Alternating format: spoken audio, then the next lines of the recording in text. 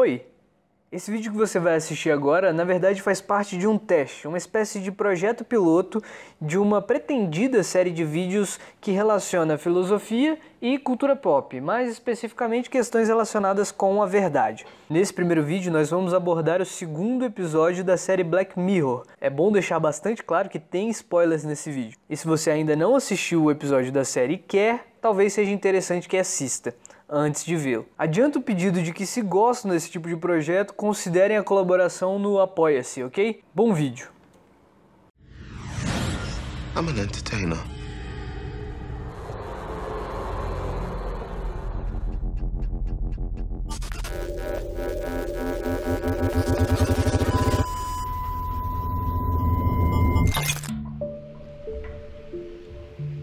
A estrutura desse episódio é simples, dividida em 5 partes. Inclusive as transições entre as partes são marcadas no próprio episódio, cujo enredo narra inicialmente uma história, digamos assim, até bem clichê.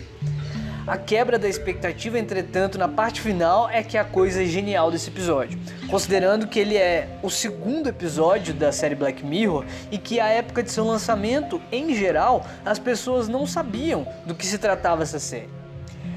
Bom, a primeira parte é a apresentação do mundo de Big Hand Madsen, personagem muito bem interpretado pelo ator Daniel Kaluuya. O mundo é um mundo aparentemente pós-apocalíptico, onde ele tem que pedalar uma bicicleta para ganhar o seu, digamos assim, dinheiro, que ele troca por besteiras que não o satisfazem.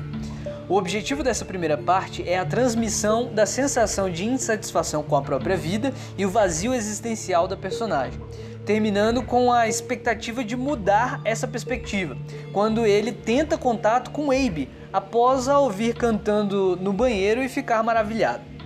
A simplicidade e a ingenuidade transmitida pela cena chegam ao nível do tosco, mas isso é claramente proposital. Try my hands. Impressive.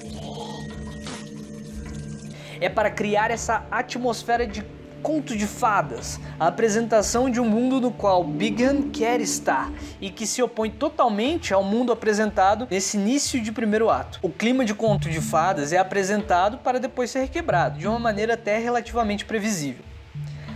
A segunda parte desenvolve a divisão entre esses dois mundos. De um lado, a autenticidade, o sentimento real, a bela voz de Abe, e de outro, a superficialidade, que é igualada a um mundo de mentiras, sem prazer real, sem satisfação, embora marcado por aquela propaganda de pornografia que ele precisa até pagar para passar. O apelo da segunda parte é totalmente emocional e funciona tão bem porque reflete a realidade psicológica e de convicções de todos aqueles que trabalham em trabalhos que odeiam por necessidade de sobrevivência e que não encontram sentido ou satisfação no que podem comprar com o que resta depois dos gastos necessários para sobreviver. A personagem Big Hand, agora já apresentado como nosso amigo Bing, decide dar todo o seu dinheiro, ou como chamam aqui, seus méritos, conquistados pelo seu trabalho pedalando, e ele dá esse dinheiro para Abe. Segundo ele, o que a Abe faz tem um sentido real e não meramente aparente, como comprar uma roupa para sua personagem virtual, e é por isso que naquele mundo, para ele, faz total sentido vê-la tentar ser uma estrela às custas do seu próprio dinheiro, isso sem falarmos da paixão evidente que ele desenvolve por ela. Estabelece-se, então, uma divisão entre aquilo que é real, aquilo que é verdadeiro, apresentado como algo autêntico, puro, de um lado, e de outro, os apetrechos, as coisas, digamos assim, apresentadas como superficiais, confeitos, meramente virtuais, aparências que, em última instância, não são sequer reais, dado que aparecem em um mundo virtual muitas das vezes. Eu espero que você já tenha maturidade suficiente para ver o clichê nessa parte, pois é essa perspectiva infantil, dualista e idealista que será atacada ao final do episódio. A cena que expressa o paralelo infantil entre dois mundos é a seguinte. What do you spend on you then? I'm gonna buy what? Some new shoes for my double to wear. It's all just stuff. It's stuff. It's confetti. We've got something real.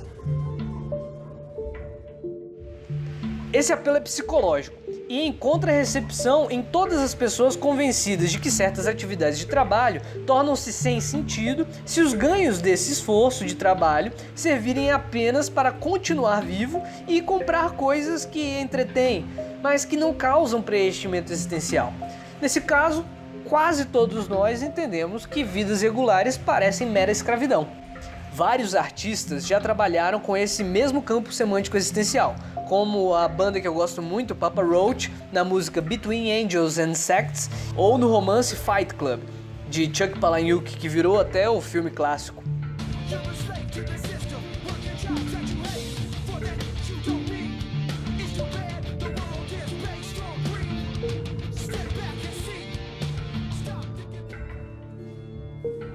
God damn it, an entire generation pumping gas, waiting tables, slaves with white collars.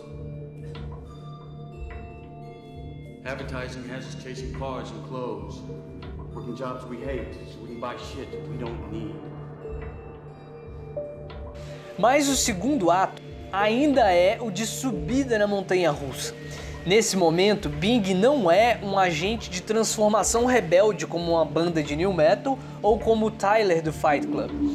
Bing, inocentemente, apenas quer ver a felicidade através da realização do sucesso de Abe, que, autenticamente, desperta nele algum sentimento de preenchimento e significado. Por isso que ele presenteia Abe com todos aqueles méritos necessários, os tais 15 milhões do título. Aí acontece o primeiro plot, aquele um tanto previsível que eu mencionei. Antes de entrar no palco, Abe toma um copo de suco de complacência, que é representado nesse episódio como uma droga. Mas o conceito de complacência, ou de aceitar pressão externa sem resistir, é muito importante para a série, e deve ser entendida também em seu sentido figurado aqui. Ao entrar no palco e se apresentar, Abe é referida como boa cantora, mas os juízes dizem que o programa já adotou cantores demais e que teria espaço para ela talvez em programas pornográficos.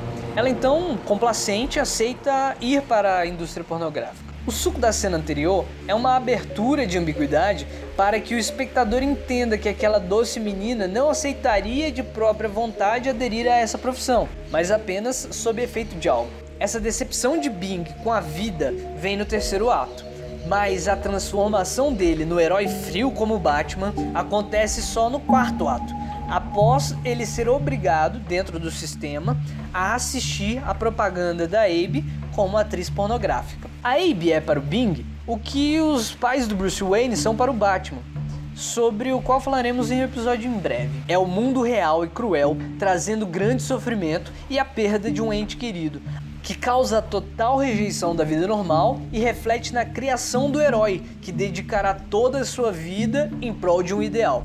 O início do quinto ato é a transformação desse herói. Ele começa a comer restos de comida, a economizar cada centavo em suas atividades existenciais básicas para poder juntar os 15 milhões de méritos necessários para participar do programa. E finalmente promover sua heróica apresentação, que lavará a alma do espectador irritado com aquela manipulação que fez o Bing desabar. Aí, finalmente, Bing sobe ao palco.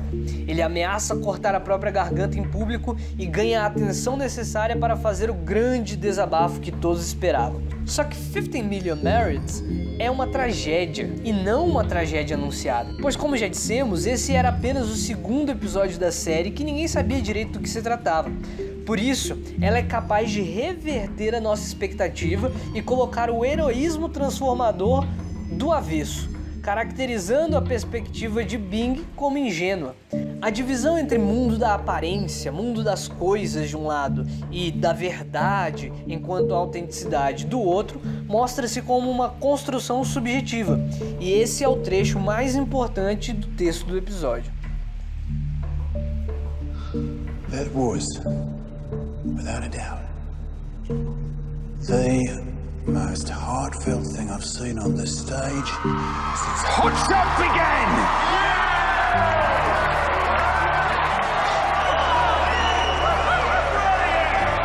You! I'm semi-articulating something we all, and I mean everyone in this hall, something we all agree on, even though we may not comprehend all of it. I think I'm right in saying we do feel it. Even me. I know you've got me down as this creature. You know, hey, I get where you're coming from, and I like your stuff. It's not stuff. It's truth. Am I right? Your truth, admittedly, but truth nonetheless. And you're right. Authenticity is in woefully short supply. É uma tragédia. Mas o desfecho da tragédia não é a morte de Bing, mas a constatação de que sua autenticidade é tão comercial, superficial, espetaculosa quanto qualquer outra coisa. Aquela compreensão de que seu modo de ser era o verdadeiro, em oposição aos modos falsos, era parte de uma arrogância irrefletida infantil. É como tantos no YouTube que dizem vir defender a verdade contra a superficialidade dos que estão nessa apenas por dinheiro. É como ignorarmos que o Sócrates de Platão é tão retórico e passível de erro quanto os demais sofistas, que Platão, ao escrever seus diálogos, também está jogando.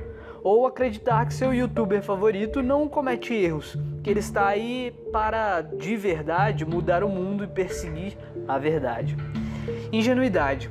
A realidade e a autenticidade podem ser buscadas por todos, e até a busca pela autenticidade e pela realidade pode ser instrumentalizada pelo espetáculo e pela competição política.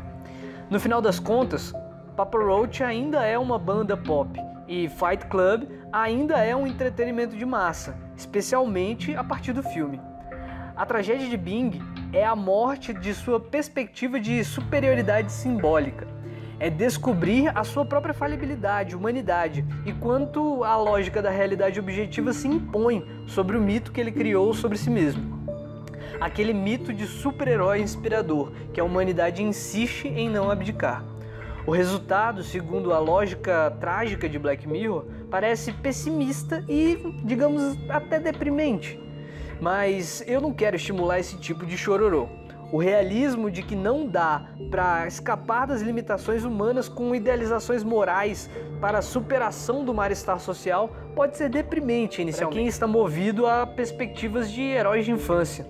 Mas isso é viver em mitologia, ainda que uma mitologia laica. Não é possível escapar do sistema, como se faz crer no também infantil e maniqueísta primeiro filme da Matrix, o que é corrigido nos outros dois que dão seguimento a ele.